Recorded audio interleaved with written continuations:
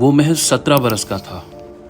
ہاتھوں میں شیخ سعدی کی گلستان تھی اور آنکھیں کتابوں کی حکایتوں میں گم۔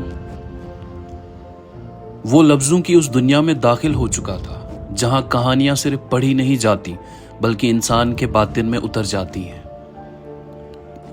حکمت سے لبریز جملے، کرداروں کی زندہ تصویریں اور سعدی کا دل نشین اسلوب اس کے ذہن پر گہرے نقش چھوڑ رہے تھے، مگر وہ اس بات سے بے خبر تھا کہ اس کے اندر بھی ایک کہانی کار جنم لے رہا ہے۔ پھر ایک دن اچانک ایک سانحہ ہوا جس نے اس کی دنیا بدل کر رکھ دی۔ خاندان میں ایک ہولناک قتل کی خبر پھیلی۔ دور کے ایک رشتہ دار نے غیر مرد سے بدکاری کی وجہ سے اپنی بیوی کا قتل کر دیا اور پھر خود ہی اقرار جرم کرتے ہوئے جیل چلا گیا۔ یہ ایک ایسا سانحہ تھا جس نے اس حساس نوجوان کے دل اور دماغ کو جھنجھوڑ کر رکھ دیا۔ سوالات، اندیشے اور بے شمار خیالات اس کے وجود پر گردش کرنے لگے۔ کچھ ہی دنوں بعد وہ اپنے کمرے میں تنہا بیٹھا تھا، ذہن میں وہی سانحہ، دل میں وہی اضطراب۔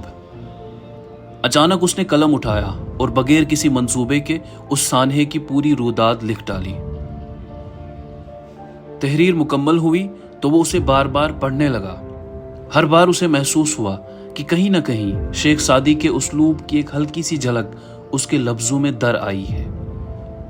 یہی وہ لمحہ تھا جس نے اس کے اندر ایک نیا احساس جگایا۔ دل کے نہا خانے سے آواز گونجی، میں بھی لکھ سکتا ہوں۔ یہ اس نوجوان کی اپنے اندر چھپے قلم کار سے پہلی ملاقات تھی، اور آج علمی دنیا اسے وسیم احمد علیمی کے نام سے جانتی ہے۔ وسیم اردو ادب کے ابھرتے نوجوان افسانہ نگار اور مترجم ہیں۔ آپ 1 جنوری 1994 کو خوشحال پور، ضلع کٹیہار، ریاست بہار، ہندوستان میں پیدا ہوئے۔ بہار اسٹیٹ مدرسہ ایجوکیشن بورڈ پٹنہ سے 2010 میں 10ویں کا امتحان پاس کیا اور اسی بورڈ سے 2012 میں 12ویں کا امتحان پاس کر کے وہ دہلی چلے گئے۔ دہلی میں جامعہ ملیہ اسلامیہ کے شعبہ اردو میں داخلہ لیا، جہاں سے 2018 میں گریجویشن کی اور اسی شعبے سے 2020 میں MA کی ڈگری بھی حاصل کی۔ MA میں اول پوزیشن حاصل کرنے پر انہیں اس وقت کے نائب صدر جمہوریہ ہند جگدیپ دھنکھڑ کے ہاتھوں گولڈ میڈل سے نوازا گیا۔ MA کے بعد وسیم نے اردو میں نیٹ JRF کا امتحان پاس کیا، جس کی بنیاد پر بعد میں جامعہ کے شعبہ اردو میں انہیں PhD میں داخلہ ملا۔ لیکن PhD میں ابھی 6 ماہ ہی گزرے تھے کہ حکومت بہار کے کابینہ سیکریٹریٹ میں اردو مترجم کے بطور وسیم کو ملازمت ملی۔ اس لیے PhD کی فارمل ایجوکیشن کو الوداع کہہ کر وہ دہلی سے بہار گئے اور سیکریٹریٹ میں بطور مترجم خدمات انجام دینے لگے، جو کہ ہنوز جاری ہے۔ اپنی سرکاری ملازمت کے علاوہ وسیم علمی اور ادبی کاموں میں مشغول رہتے ہیں۔ آپ نے سپریم کورٹ، DPD، NCERT، غالب انسٹیٹیوٹ دہلی اور دہلی اردو اکیڈمی جیسے اہم اداروں کے لیے ترجمے کا کام کیا ہے۔ وسیم کی اب تک 4 کتابیں شائع ہو چکی ہیں، جن کے نام یہ ہیں: شب انتظار گزری ہے، کلیات ادب، آزادی اور آلو فرائی، اور پلاسٹک کی قبر۔ پلاسٹک کی قبر وسیم احمد کی حالیہ تصنیف ہے اور آج ہم اسی کتاب کا تعارف آپ کی خدمت میں پیش کریں گے۔ پلاسٹک کی قبر وسیم احمد علیمی کا پہلا افسانوی مجموعہ ہے۔ اس میں کل 14 افسانے ہیں۔ ان میں کئی افسانے ماحولیاتی مسائل اور انسانی زندگی پر ان کے اثرات کو موضوع بناتے ہیں، جبکہ دیگر افسانے عہد حاضر کے سلگتے سماجی اور انسانی مسائل کی عکاسی کرتے ہیں۔ اس مجموعے میں جدید دنیا کی بے چینی اور ماحولیاتی بحران کی شدت ایک ساتھ جلوگر ہوتی ہے۔ وسیم کے یہ افسانے قاری کو چونکا دیتے ہیں۔ وہ گہری فکر میں مبتلا ہوتے ہیں اور قارئین کے باطن میں اتر کر اپنا اثر چھوڑ جاتے ہیں۔ پہلا افسانہ سرخ نیلوفر کے نام ہے، جو آرٹیفیشل انٹیلیجنس اور بدلتی دنیا کے موضوع پر محیط ہے۔ وادی امارہ میں پلاسٹک کی قبر، مچھر کی تخلیق پر ڈیبیٹ، یہ سب ماحولیاتی کہانیاں ہیں۔ افسانہ اخوند ہندوستان کے پہلے شہید صحافی مولوی باقر کی زندگی پر مبنی بے حد کامیاب افسانہ ہے، جو اس موضوع پر اردو کا پہلا افسانہ بھی ہے۔ ایک پتھر کا نصب نامہ اسلامی مزارات کے انہدام پر لکھی گئی کہانی ہے، جس کا مقصد احتجاج نہیں بلکہ اہمیت کا اظہار ہے۔ کھڑکیوں والی سلطنت علامتی اور فلسفیانہ کہانی ہے۔ ناکام ترجمہ اور سرکستان کی شہریت ادبی موضوعات پر مبنی کہانیاں ہیں۔ افسانہ پہلا احتلام اسلامی مدرسوں میں بچوں کی نفسیاتی اور ابھرتی جنسی پیچیدگیوں کا اظہار ہے۔ شاید یہ افسانہ بھی اپنی نوعیت کا پہلا افسانہ ہے۔ اس افسانے کا ہندی ترجمہ بھی ہوا ہے، جو کہ ہندی کے لیکھک شہادت نے انجام دیا ہے۔ ہندی میں اس کہانی کو پڑھ کر ہندی کی مشہور مصنفہ تیجی گروور نے کہا کہ بڑے سے بڑے انعام یافتہ ادیب بھی کبھی اتنی اچھی کہانی نہیں لکھ پاتے ہیں۔ وسیم کے ان افسانوں سے چند اقتباسات ملاحظہ فرمائے۔ اینک ہٹی تب جا کے معلوم ہوا کہ میرے آس پاس کی پوری دنیا ہی مصنوعی ہے۔